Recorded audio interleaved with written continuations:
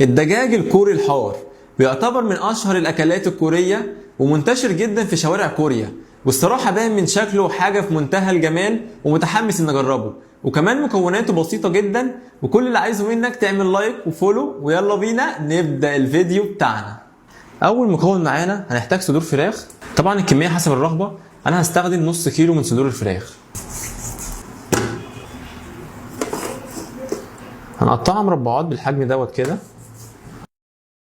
هنحطه في طبق ازاز. هنحتاج ربع معلقه ملح، رشه شطه صغيره، رشه توم باودر، واخر حاجه رشه فلفل اسمر، وهنقلب كويس جدا. بعد التقليب هنسيبه على جنب لمده ربع ساعه. هنبدا دلوقتي في تجهيز تتبيله الفراخ.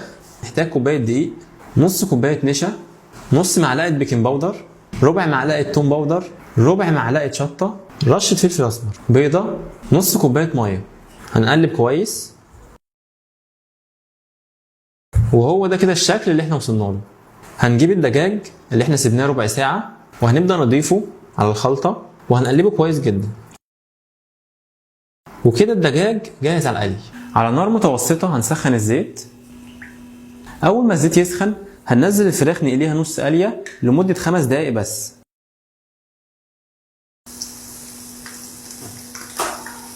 اول ما نلاحظ ان هو داخل على الصفران هنبدا نطلع، وكده يعتبر احنا خليناه نص قليه. وبعد ما طلعنا قطع الدجاج هنسيبها تبرد لمده ربع ساعه ونرجع لكم تاني. وبعد مرور 15 دقيقه دلوقتي الفراخ بردت، هنبدا نكمل قلي وننزلها في الزيت لحد ما تحمر. بسم الله. واول ما يحمر معانا بالشكل دوت كده هنبدا نطلع. بصوا خد لون ذهبي محمر ومقرمش معانا اهوت وباين عليه. نطلعه كده، وكده الفراخ اصبحت جاهزه معانا. دلوقتي هنجهز صوص الدجاج الحار. هنحتاج طبق ازاز، حوالي ربع كوبايه من هريسه الشطه او صوص الشطه،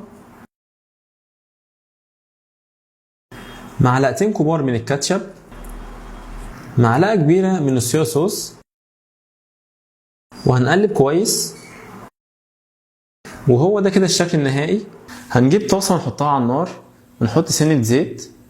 هنضيف 6 فصوص توم مبشورين. بسم الله. اول ما التوم يحمر هنضيف الخليط اللي احنا كنا عاملينه. عايز اقول لكم الريحه حلوه قوي. اول ما يبدا يغلي معانا بالشكل دوت هننزل بالفراخ. بسم الله. وهنقلبها كويس. وهو ده كده الشكل النهائي. دلوقتي هنطفي النار، وكده الفراخ معانا بقت جاهزه. واخر اضافه هنضيفها رشه سمسم. وكده اصبح الدجاج جاهز على الاكل. يلا بينا ندوق ونشوف الطعم عامل ازاي. وزي ما انتم شايفين الشكل حاجه في منتهى الجمال. يا سلام على الشكل واللون. بسم الله.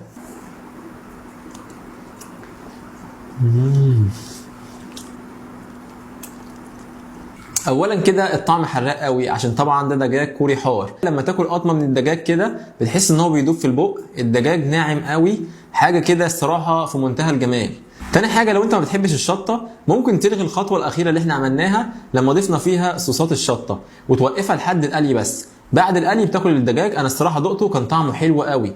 فكمقارنه بصوص الشطه ولا لحد القلي بس، انا الصراحه شايف لحد القلي حلو قوي. كميه الصوصات اللي احنا ضفناها ديت حاسس ان هي اوفر شويه، لكن اكيد في ناس بتحب الحاجات ديت. وبس كده بيكون انتهى الفيديو بتاعنا. اتمنى تعمل لايك وفولو. نشوفكم في فيديو جديد. بيس.